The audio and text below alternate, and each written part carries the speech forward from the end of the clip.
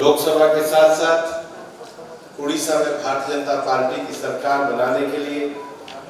पूरी प्रतिबद्धता के साथ चुनाव लड़ रही है, क्योंकि जब सुशासन की बात हम करते हैं तो पिछले 25 सालों में बीजेडी के शासनकाल में विभिन्न आयामों में, चाहे किसानों का विषय हो, महिलाओं का विषय हो, रोजगार का विषय हो, अपराधों पे नियंत्रण का विषय हो, उड़ीसा के सांस्कृतिक गौरव का विषय हो, सभी विषयों में लगातार हम एक गिरता हुआ ग्राफ उड़ीसा में बीजू जनता दल की सरकार का देख रहे हैं। हम सबको पता है कि सरकार ने किसानों से वादा किया था कि प्रदेश की 35% खेतों को इरिगेशन से युक्त किया जाएगा, लेकिन 25 साल गुजरने के बाद भी सरकार अपने इरिगेशन के लक्ष्यों को पूरा नहीं कर सकी। बड़े जोर शोर से वादा किया गया था कि 314 ब्लॉकों में कोल्ड स्टोरेज खोला जाएगा, लेकिन सरकार कोल्ड स्टोरेज खोलने के लक्ष्यों से भी पीछे रही है। बहुत जोश लगा करके उड़ीसा के किसानों को भरमाने के लिए, किसानों के बेनिफिट के लिए कालिया स्कीम को लाया गया था और बड़ा जोर शोर से कहा गया था कि Krushak assistance for livelihood and income generation augmentation scheme जो है, उसको जो दावा किया गया था, आज उड़ीसा सरकार खुद मानती है कि जो इसके 75 लाख बेनिफिशियरी थे उनकी संख्या घटकर के 44 लाख होने लग रही है। उड़ीसा सरकार की स्थिति दर्शाती है कि सरकार पूरी तरीके से किसानों के हित में काम करने वाली सरकार किसान विरोधी रवैया लेकर के चल रही है। और यही कारण है कि देश में जहां किसानों की इनकम काफी ज्यादा है, उड़ीसा पायदान में सबसे नीचे के प्रांतों में आ रहा है। ये दुर्भाग्यपूर्ण स्थिति है कि प्रधानमंत्री किसान सम्मान निधि का लाभ और देश में जो बड़े इरिगेशन प्रोजेक्ट्स को पूरा करने का कार्य प्रधानमंत्री नरेंद्र मोदी जी के नेतृत्व में किया गया था, उड़ीसा की बीजेडी सरकार आज उसका एक सच सामने आया है कि वो पूरे तरीके से 25 सालों में इरिगेशन बढ़ाने की दृष्टि से, किसानों की इनकम बढ़ाने की दृष्टि से, कोल्ड स्टोरेज बनाने की दृष्टि से और किसानों को जो बेनिफिट पहुंचाना था कालिया स्कीम में, उसमें उनके जो गिरते हुए बेनिफिशरीज है उस संख्या की दृष्टि से पूरी तरीके से फेल हुई। दूसरा विषय महिलाओं के खिलाफ अपराध। आप एनसीआरबी के आंकड़े देखिए, उड़ीसा उन 5 राज्यों में है जहां पर महिलाओं के खिलाफ अपराध बढ़े हैं, जबकि उड़ीसा का बड़ा सांस्कृतिक सामाजिक परिवेश इस दृष्टि से बहुत जो अच्छा रहा है, देश पूरा उड़ीसा का अनुसरण करता है, लेकिन 25 सालों में महिलाओं को सुरक्षा देने में बीजेडी की सरकार पूरी तरीके से विफल हुई है। यही कारण है कि आए दिन समाचार पत्रों में हम बच्चों के गायब होने के, किडनैपिंग होने के लगातार समाचार पढ़ते हैं। बच्चों का लगातार गायब होना विशेष रूप से इस दशक में जिस प्रकार से घटनाएं घटी है, वो एक चिंताजनक स्थिति को दर्शाता है। पिछले दिनों टाइम्स ऑफ इंडिया में एक बड़ा समाचार आया था कि उड़ीसा में जो गृहिणी है, घरेलू महिलाएं हैं, उनका जो सुसाइड रेट है वो 613% बढ़ा है। ये कहीं और से नहीं है, ये टाइम्स ऑफ इंडिया का समाचार है। आखिर जिस उड़ीसा में इतना सामाजिक दृष्टि से इतना रिच कल्चरल हेरिटेज था,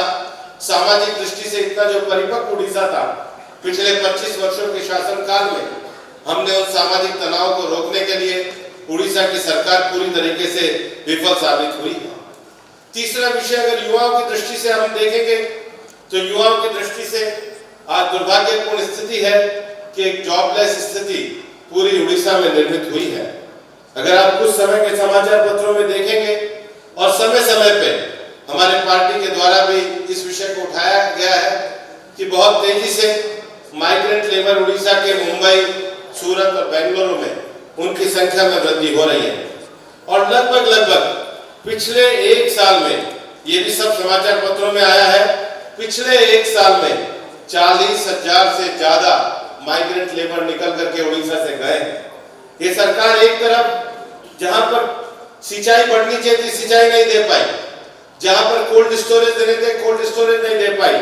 जहां पर कृषकों को बेनिफिट देना था, बेनिफिट नहीं दे पाई, जहां पर परिवार में सामाजिक टेंशन कम करने थे, सामाजिक टेंशन कम नहीं कर पाई, जहां पर गृहिणियों को आत्मसम्मान और सुरक्षा देनी थी, वहां पर 613% सुसाइड का रेट बढ़ा है। और उसके साथ ही साथ ये रिपोर्ट ये बताते हैं कि 40,000 माइग्रेंट लेबर तो पिछले एक वर्ष में गए हैं। उड़ीसा का जो अनएम्प्लॉयमेंट रेट है वो जो 2015-16 में 3.8% था, वो बढ़कर के 6.2% हुआ है। ये इस बात को दर्शाता है कि बीजेडी की जो सरकार है वो पूरी तरीके से नौजवानों की आकांक्षाओं को पूरा करने में पूरी तरीके से विफल रही है। और ये आंकड़े मैं इस आधार पे बता रहा हूं कि उड़ीसा में ही यहाँ के विधानसभा में जो सरकार के द्वारा विभिन्न जवाब दिए गए हैं, लगभग 4,300 लेक्चरर की पोस्ट जो है यहाँ पर वेकेंट है। अगर हायर एजुकेशन में हम लेक्चरर की पोस्ट अगर यहाँ पर नहीं भर पाएंगे और पिछले 5 सालों में उसमें केवल बहुत थोड़े से अपॉइंटमेंट ही हुए हैं, ये इस बात को दर्शाता है कि जो उड़ीसा का साहित्य कल्चर इतना ज्यादा था, वहां पर उड़ीसा में लेक्चरर्स की पोस्ट वेकेंट रख करके हायर एजुकेशन को एक तमाशा बनाया गया है। यही कारण है कि जो यहाँ के विश्वविद्यालयों का और महाविद्यालयों का जो ग्रेडिंग होना था, उड़ीसा का एजुकेशन की दृष्टि से उस ग्रेडिंग में कमी आई है। Total teachers in colleges universities in Orissa drop to 40,000 in 2019 from 43,000 in 2015-16। जबकि पड़ोस में झारखंड जैसे स्टेट्स की जो टैली है वो ज्यादा बेहतर साबित हो रही है। आसाम की और वेस्ट बंगाल की भी अगर आप टैली देखेंगे तो यहाँ पर जो जॉब लेक्चरर्स के देने थे उससे ज्यादा बेहतर हो रहे हैं। उसके साथ ही ये जब सामाजिक टेंशन हम देखते हैं, जब हम किसानों की सामाजिक टेंशन देखते हैं, जब हम महिलाओं की सामाजिक टेंशन देखते हैं, जब हम माइग्रेंट लेबर को देखते हैं, जब हम हायर एजुकेशन की स्थिति को देखते हैं, तो ये देख करके बहुत दिल में दुख होता है कि उड़ीसा में सेक्स रेशो जो बर्थ में होना चाहिए था वो भी एक डीप कंसर्न का विषय है। उड़ीसा तो समानता और महिलाओं का बेटी बचाओ की दृष्टि से आगे रहा है, लेकिन जिस तरीके से सेक्स रेशो भी जन्म के साथ बिगड़ रहा है वो उड़ीसा में एक चिंताजनक स्थिति है। और इसलिए आज जो स्कूल का इंफ्रास्ट्रक्चर होना चाहिए वो स्कूल का इंफ्रास्ट्रक्चर पूरी तरीके से विफल हुआ है। गांव की कनेक्टिविटी भी आज पूरे देश में प्रधानमंत्री ग्रामीण सड़कें सब जगह जा रही हैं, जबकि उड़ीसा में सरकार के द्वारा स्वीकार किया गया है कि 6,412 विलेजेस आज भी रोड कनेक्टिविटी के अभाव में रह रहे हैं। और विशेष रूप से इसमें जो ज्यादा गांव है वो सारे गांव ट्राइबल विलेजेस हैं। उड़ीसा की सरकार पूरी तरीके से ट्राइबल क्षेत्र में सुविधाएं पहुंचाने में पूरी तरीके से विफल रही है। और इसलिए हमारा सबका बहुत आंखों में आंसू आते हैं और हमारा दिल दुखता है जब हमें लगता है कि कोई व्यक्ति अपनी पत्नी का शव, परिवार की इस प्रकार की जो वेदनापूर्ण स्थिति, जो बेबसी की स्थिति और चित्र उड़ीसा के आते हैं, वो निश्चित रूप से बीजेडी की जो सरकार है, बीजेडी की सरकार की पूरी विफलता की कहानी को दर्शाते हैं। उड़ीसा से एक ही चीज का अगर आप कंपैरिजन करेंगे कि उड़ीसा से जो तमिलनाडु को इलेक्ट्रिसिटी जा रही है, वो जो उड़ीसा के कंज्यूमर ले रहे हैं उससे सस्ती जा रहे हैं। मैं पूछना चाहूंगा जो उड़ीसा में आज सरकार के सबसे प्रमुख लोग बने हुए हैं, वो कृपया उड़ीसा की जनता के सामने आकर के बताएं कि जो तमिलनाडु जनरेशन डिस्ट्रीब्यूशन कॉर्पोरेशन जो है उड़ीसा से 2 रुपए 53 पैसे पर यूनिट बिजली खरीद रहा है, जबकि उड़ीसा के कंज्यूमर को ये पैसा 2 रुपए 83 पैसे पड़ रहा है। उड़ीसा के कंज्यूमर को सस्ते में और तमिलनाडु को बिजली महंगे में, इसका जवाब तो बीजेडी सरकार के प्रमुख कर्ता धर्ताओं को देना होगा। मैं ये भी कहना चाहता हूं कि प्रधानमंत्री जी की जो सबसे बड़ी योजना है, जिस योजना को मैं मानता हूं एक आदर्श योजना पूरे सरकार देश में चलाई गई है, प्रधानमंत्री जल जीवन मिशन। ये जल जीवन मिशन ये प्रधानमंत्री जी की दूरदर्शिता को दर्शाता है, जिसमें हम ये कहते हैं कि हर घर नल और नल से जल, लेकिन उड़ीसा की सरकार देश के आंकड़े में इसमें विफल साबित हुई है। जो ड्रिंकिंग वाटर सबसे पहला अगर आदमी को स्वस्थ रखने का, किसी भी समाज में स्वस्थ रखने का विषय होगा तो ड्रिंकिंग वाटर का होगा। और मैं यहाँ पर ये कहना चाहता हूँ कि ड्रिंकिंग वाटर की सप्लाई के मामले में उड़ीसा की बीजेडी सरकार पूरी तरीके से विफल साबित हुई है। विशेष रूप से ग्रामीण क्षेत्रों में ये जो पैसा दिया गया था, सरकार को 15,000 करोड़ रुपया दिया गया था, उसको देने में पूरी तरीके से उड़ीसा की सरकार फेल सिद्ध हुई है। और इसलिए मैं कहना चाहूंगा कि बीजेडी सरकार का आज जो उड़ीसा में house hold with tap water connection 15 अगस्त 2019 का जो डेटा था वो केवल 3.51% था। आखिर हम किस प्रकार से 25 सालों तक एक शासन चला करके केवल लगभग 95% जनता को अगर हम पीने का साफ पानी भी नहीं पहुंचा सकते तो सरकार के ऊपर पूरा प्रश्न चिन्ह उठता है। इसके साथ ही मैं आपके सामने ये भी विषय रखना चाहूंगा कि आज मैल न्यूट्रिशन के मामले में उड़ीसा सरकार कोई कार्रवाई नहीं कर पाई। मैल न्यूट्रिशन में कैबिनेट ने भी 3,354 करोड़ रुपए उड़ीसा में तभी अप्रूव किए जब हाई कोर्ट से ऑर्डर हुआ। बिना हाई कोर्ट के इंटरवेंशन के सरकार के कानों पे जू भी नहीं रहेगी। आखिर ये सरकार इतनी संवेदनशील होने का जो दावा करती है वो किस प्रकार से विफलता के मामले में पूरी तरीके से पीछे रह गई है। अगर आप नेशनल फैमिली हेल्थ सर्वे भी देखेंगे तो उड़ीसा स्टेट की जो फैक्ट शीट है वो पूरी तरीके से एकदम हमारे को शर्माने वाली है। मैं ये कहना चाहूंगा कि इतना रिच कल्चरल हेरिटेज है, लेकिन जब हम आरटीआई की रिपोर्ट के माध्यम से, समाचार पत्रों के माध्यम से ये जानते हैं कि इतना पुराना सभ्यता और संस्कृति पर रहा हुआ उड़ीसा के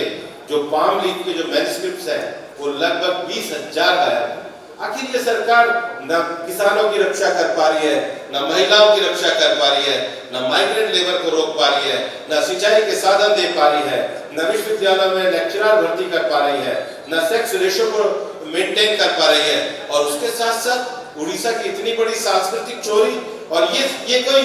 ऐसा आरोप नहीं है जो आरोप लगाने के लिए आरोप लगाया जा रहा है। ये सीधे सीधे जो स्टेट म्यूजियम की जो रिपोर्ट आई है उस रिपोर्ट के आधार पे है। और इसलिए आज पूरे तरीके से हम ये देख रहे हैं कि उड़ीसा में जो बीजेडी के कारपोरेटर हैं वो पूरी तरीके से करप्शन में लगे हुए हैं। एक और जो सबसे बड़ी योजना है प्रधानमंत्री आवास योजना, हमारी पार्टी ने तो मांग भी करी है कि प्रधानमंत्री आवास योजना की जांच होनी चाहिए। जो इसके योग्य व्यक्ति हैं उन लोगों को किसी भी प्रकार से प्रधानमंत्री आवास नहीं दिया गया है। मैं अब भी ये कहना चाहूंगा कि उड़ीसा की अपार प्राकृतिक संपदा और जो माइनिंग का विषय है, मैं उड़ीसा सरकार को ये कहना चाहता हूँ, उनको अभी भी एमबी शाह कमीशन के रिपोर्ट कहते हैं कि उड़ीसा में जो इलीगल माइनिंग हुआ है लगभग 60,000 करोड़ रुपए से ज्यादा का। पांडा जी बैठे हैं, ज्यादा अच्छी तरीके से तर्कों के साथ बताएंगे, लेकिन उड़ीसा की प्राकृतिक संपदा को जिस प्रकार से 25 सालों में लूटा गया है इसका हिसाब बीजेडी सरकार को देना होगा। और इसलिए जो 25 सालों की जो रिपोर्ट है, इस रिपोर्ट में व्यक्ति के नाम नहीं है, लेकिन इस रिपोर्ट को